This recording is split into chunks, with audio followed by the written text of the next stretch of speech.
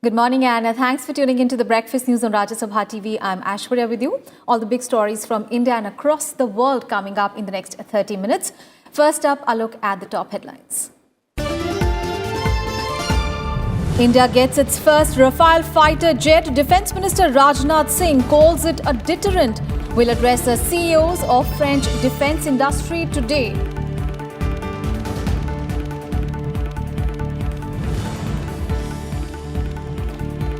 Boundary disputes should not affect bilateral ties with India, says China, ahead of President Xi Jinping's India visit.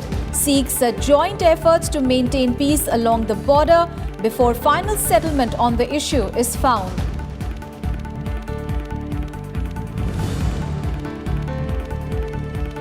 Amit Shah to address the 3 poll rallies on first day of Haryana campaign today. Congress and other parties' star campaigners also hit campaign trail.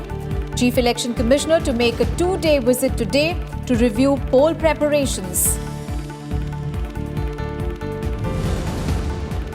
Vijayadashmi celebrated with religious fervour across the country. Vice President Naidu attends the Shera celebration in the national capital, calls on everyone to quell demonic forces and foster goodness and harmony. Prime Minister Modi burns Ravan effigy at the Shera event in Dwarka, urges the citizens to take pledge to take eco-friendly initiatives for the country's progress. And MC Mary Kom enters quarterfinals of a World Women's Boxing Championships. A 6-time champion triumphs 5-0 against Thailand's Chutamas Jitpong. Mary Kom chasing her first world medal in the 51 kg category. On its 87th Foundation Day, the Indian Air Force received the first Rafale fighter jet from a series of 36 aircraft purchased from France on Tuesday. Defence Minister Rajnath Singh accepted the handover at a facility of Rafale manufacturer Dassault Aviation in Bordeaux yesterday. Also present at the ceremony were his French counterpart Florence Parley and the top brass of the aircraft maker Dassault Aviation. And the handover ceremony was preceded by a traditional puja by Rajnath Singh.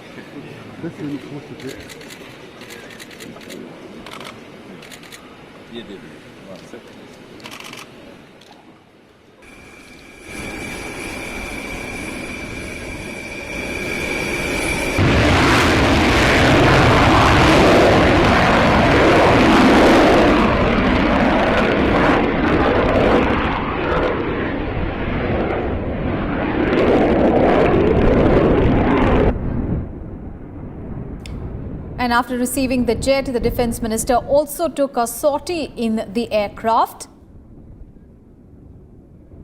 While the formal handover ceremony took place on Tuesday, the first batch of 4 Rafale jets will fly to India by May 2020. Remember, India had ordered 36 Rafale fighter jets from France in a deal worth 59,000 crore rupees in September 2016, and all the 36 jets are expected to arrive in India by September 2022. मुझे यह जानकर प्रसन्नता है कि Rafale aircraft की delivery निर्धारित समय से हो रही है और यह विमान हमारी वायुसेना की शक्ति में वृद्धि लाएगा। हमारा फोकस वायुसेना को समृद्ध करने और उसकी क्षमता को बढ़ाने पर है। एक्सेलेंसी मिनिस्टर, हमें विश्वास है कि फ्रांस द्वारा सभी 36 रफाल एयरक्राफ्ट और संबंधित इक्विपमेंट्स व वेपन सिस्टम्स की डिलीवरी टाइमलाइंस को पूरा किया जाएगा।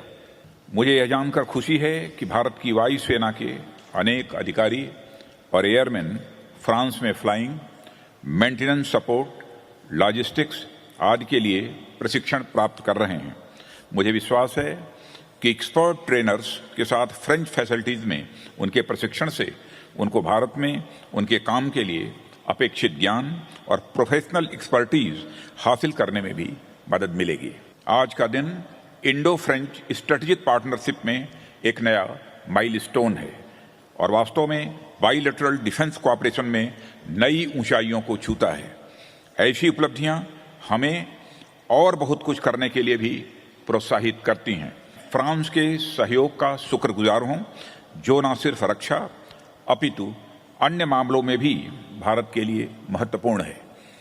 मैं आशा करता हूं कि विश्व की दो मुख्य एवं बड़ी लोकतंत्र के बीच मजबूत सहयोग बढ़ता रहेगा और वह विश्व की शांति, समृद्धि और एनवायरमेंटल सस्टेनेबिलिटी को स्थापित करने में भी मददगार साबित होगा।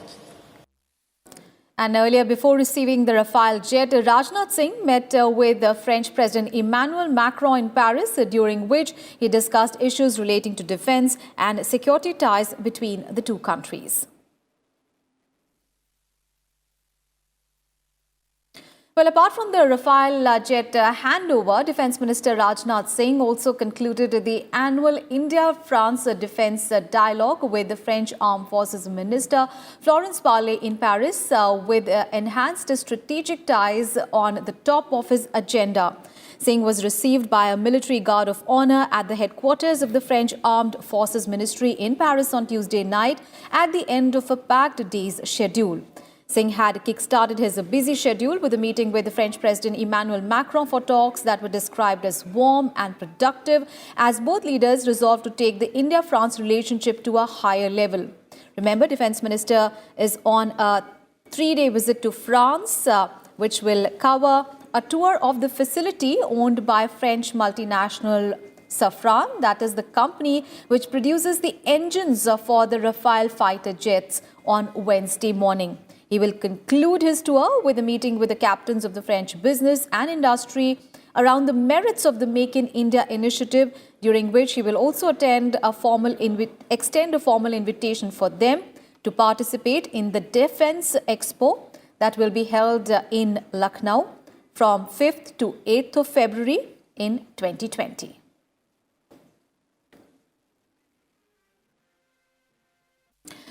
On to some other news now. Ahead of the second informal summit between Prime Minister Narendra Modi and Chinese President Xi Jinping, the Chinese envoy to India has said that both nations should resolve the disputes peacefully through dialogues at the regional level and jointly uphold peace and stability in the region. In an interview to PTI, Ambassador Sun Widong said that both India and China should go beyond the model of management of differences and work towards actively shaping bilateral relations through accumulation of positive energy and forging greater cooperation for common development. Remember, the Chinese president is scheduled to arrive in Chennai on Friday afternoon to hold a second informal summit with Prime Minister Narendra Modi in the coastal town of Mahabalipuram, and both sides are expected to formally announce the dates of Xi's visit to India today. As the only two major developing countries with a population of over 1 billion, and also as two important representatives of emerging economies, China and India relations transcend the bilateral dimension and assume a global and strategic significance. So the two sides should strengthen our strategic communication, enhance political mutual trust, give full play to the irreplaceable guidance of our two leaders on bilateral relations, and ensure that the accurate transmission and solid implementation of the consensus reached by the two leaders. All right, let's get a perspective on Chinese president's visit to India.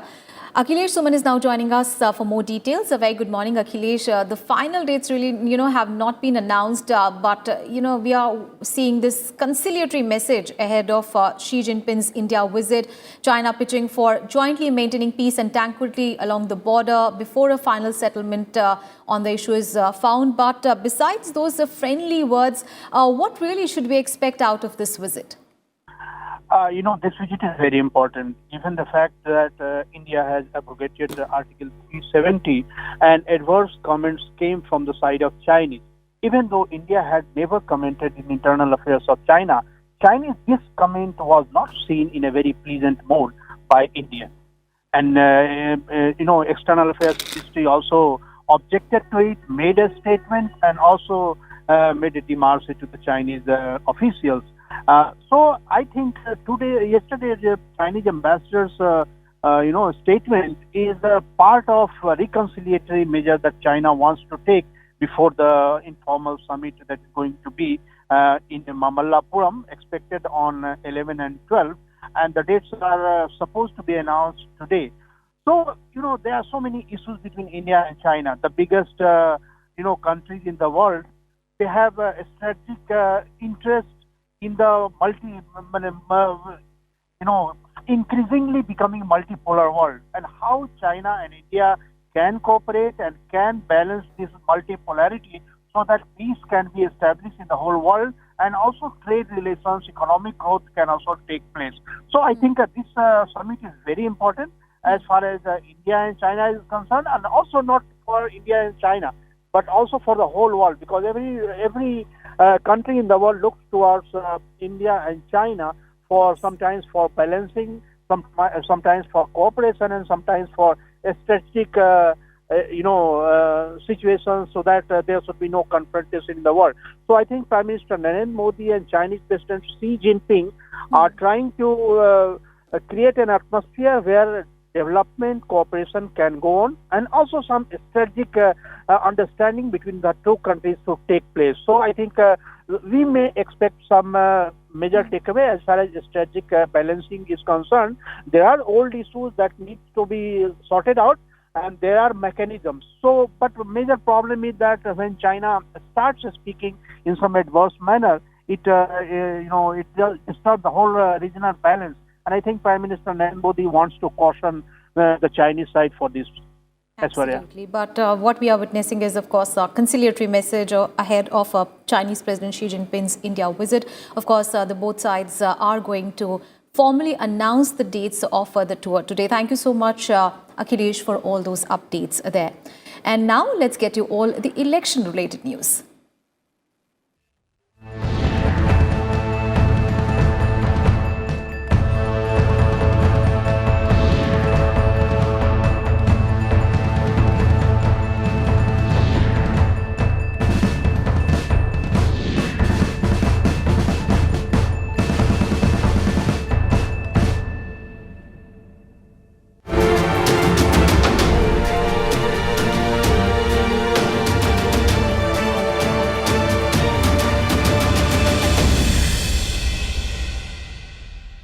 First up, all the news from poll-bound Haryana. Well, a delegation of the Election Commission will visit Haryana today to take stock of the preparedness of the state's administrative and security machineries for the upcoming assembly elections.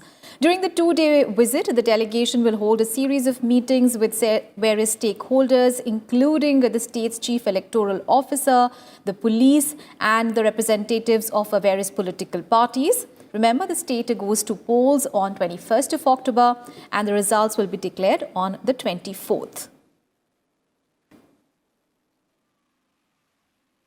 And BJP Chief Amit Shah will kickstart election campaign for BJP in Haryana today. He will hold 3 rallies today in Bhiwani, in Rohtak, and in Kaithal districts. He is also scheduled to address the rallies in Fatehabad, Panchkula, Karnal, and Gurugram next week. And Prime Minister Modi will also begin campaigning in the state from the next week. All right, let's get all the updates from our colleague Ravindra Singh Shuran, who is stationed in Haryana for all the election-related news. Very good morning, Ravindra. So, now 2 weeks are left for the assembly elections, and today Amit Shah will address 3 rallies on the first day of his Haryana campaign. And other party star campaigners are also on the streets. So, tell us about the election mood in the state, and also what are the key issues of the electorate. Yeah, that's right, Ashura. Good morning. Electioneering is now in its full swing. The BJP's president, national president and Home Minister Amit Shah will address a rally here in Haryana today. And Prime Minister Narendra Modi is also slated to address rallies later in the week. But still, on the one hand, where the BJP is going full throttle in this election with the whole central leadership is going to campaign in this election for the run-up of this assembly election 2019. On the other hand, the Congress party still seems to be a divided house, and we have not received any information whether the central leadership, which include Dr. Manmohan Singh, Sonia Gandhi and Rahul Gandhi, will address any rally here, or the dates have not been announced so far. So, on the one hand, the BJP is going very assiduously. The third front, the third party which has emerged as one of the key player is the JJP. The JJP, all the leadership of the JJP, they are also trying to meet to the workers and talking to the people on the issues of the state. The JJP is raising the issues of unemployment and the farmers. These are the main issues the JJP is banking upon. So, in the last election, we have seen that 2014 BJP could be able to manage 44 seats.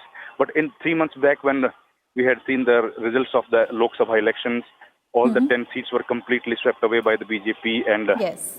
BJP is quite confident that they will be able to gain the same amount of votes this time as well, and they will be able to win the target which they have set of 75 seats out of the 90 assembly constituencies. Ashwarya. Absolutely. And the Chief Election Commissioner is also going to make a 2-day visit to the state to review poll preparations in the state. Thank you so much, Ravindra, for bringing us all the updates from Haryana. And now let's get all the election updates from Maharashtra.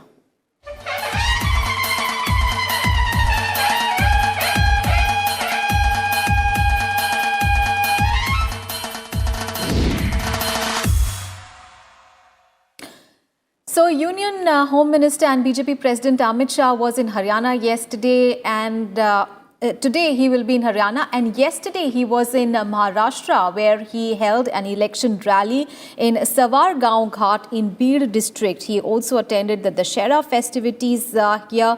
In his address at the public meeting, Amit Shah praised Prime Minister Narendra Modi for the abrogation of Article 370 in Jammu and Kashmir. He said that the move has ensured that Jammu and Kashmir is now connected with the rest of the country.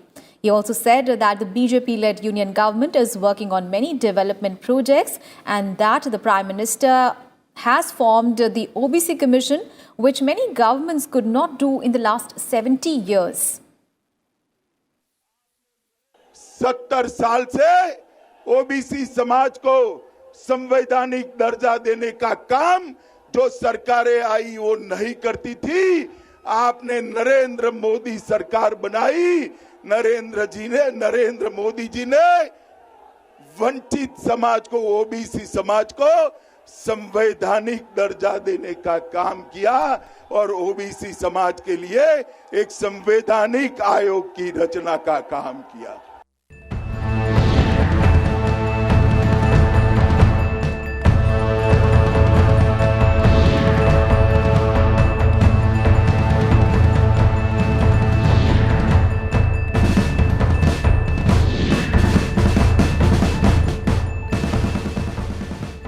In some other news, on the occasion of Vijay Dashmi yesterday, Vice President Venkaiah Naidu extended his warm greetings and good wishes to the people.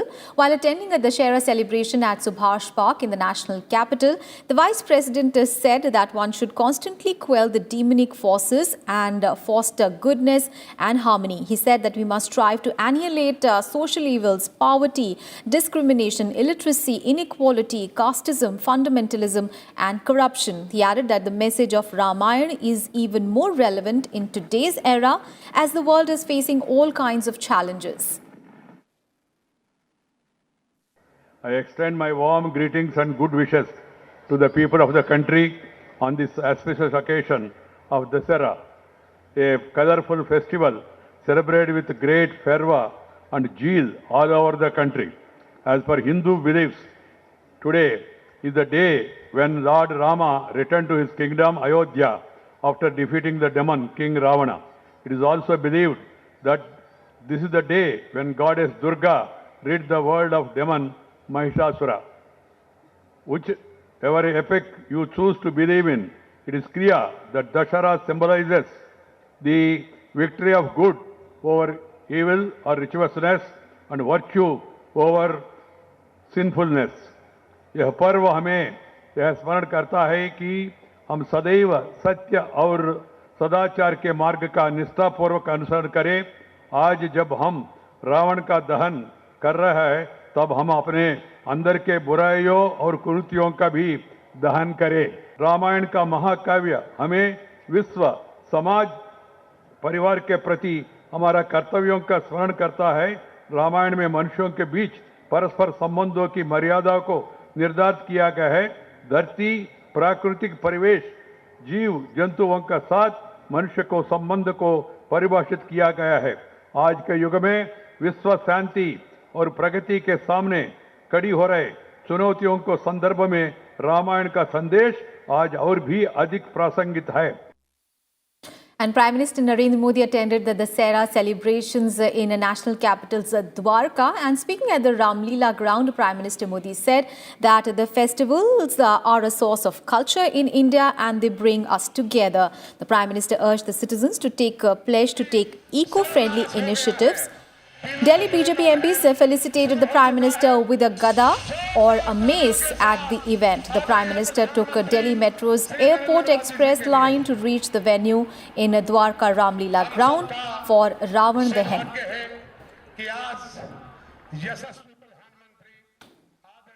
आसुरी शक्ति पर दैवी शक्ति का पर्व, विजय का पर्व. लेकिन समय रहते हुए हमने हर पल हमारे भीतर की आसुरी शक्ति को परास्त करना भी उतना ही जरूरी होता है. और तभी जाकर के हम राम की अनुभूति कर सकते हैं. और इसलिए प्रभु राम की अनुभूति करने के लिए हमने भी अपने जीवन में विजयश्री पाने के लिए डगर डगर पर विजयश्री पाने के संकल्प के साथ हमारी भीतर की ऊर्जा, भीतर की शक्ति को सामर्थ्य देते हुए हमारे भीतर की कमियां, भीतर की वीकनेसेस, भीतर की आसुरी प्रवृत्ति को नष्ट करना ही हमारा सबसे पहला दायित्व बनता है. Today is the last date for the withdrawal of candidature for bypolls to two Rajya Sabha seats from Bihar and Uttar Pradesh. These bypolls to these Rajya Sabha seats fell vacant following the deaths of former Union Ministers Arun Jaitley and Ram Jethmalani, and they will be held on 16th of October, and the counting of votes will take place on the same day. Sudhanshu Trivedi is going to be the BJP candidate from Uttar Pradesh, and Satish Dubey will be the BJP's candidate from Bihar. News from Jammu and Kashmir. Today is the last day for filing of nominations for the Block Development Council polls in Jammu and Kashmir. Nominations for the polls had begun on 1st of October with the issue of notification. These BDC elections will be held across Jammu, Kashmir and Ladakh from 9 in the morning to 1 p.m. on 24th of October, and the counting of votes will begin at 3 p.m. on the same day. More news from Jammu and Kashmir. Two terrorists were killed in an encounter with the security forces in Pulwama district of Jammu and Kashmir on Tuesday. A gun battle broke out between the terrorists and security forces on the outskirts of Avantipora town on Tuesday morning following a tip-off, and a large quantity of arms and ammunition was recovered at the encounter site. The terrorists have been identified as the Lashkar-e-Toiba's Ufaid Farooq Lone and Abbas Bhatt, who belong to Jaish-e-Mohammed. These two terrorists were in heinous acts of terrorism and also civilian atrocities. In fact, Lone was active since July 2018. On to some other news now. India is one of those few nations that have paid their regular budget duties in full and on time at the United Nations. India paid $23.25 million in regular budget. That the assessments have told by 31st of January 2019, the 30-day due period specified as per United Nations financial regulation rules. Other than India, only 33 other nations paid their regular budget assessments in full within this 30-day due period. 129 member states have paid their regular budget dues in full after the end of the due period. However, 64 states are yet to pay their regular budget dues in full for 2019. UN Secretary General Antonio Guterres has said that the organization is facing a severe liquidity crisis and reaching its deepest deficit of the decade. He warned that the United Nations will not have enough cash by the next month to cover payrolls. Let's get you some sports news now. Six-time champion MC Mary Kom on Tuesday advanced to the quarterfinals of the Women's World Boxing Championship after a hard-fought victory in the last 16 stage in Russia. Mary Kom triumphed 5-0 against Thailand's Chutamas Jitpong, a spunky boxer who kept the veteran on her toes with an aggressive approach but just did not connect enough. The third-seeded Indian, who got a bye in the opening round, spent the first 3 minutes getting a good measure of her opponent before she took control of the proceedings. Mary Kom is chasing her first world medal in the 51-kilogram category. She picked up a pace in the second round and was especially sharp with her counter-attacks.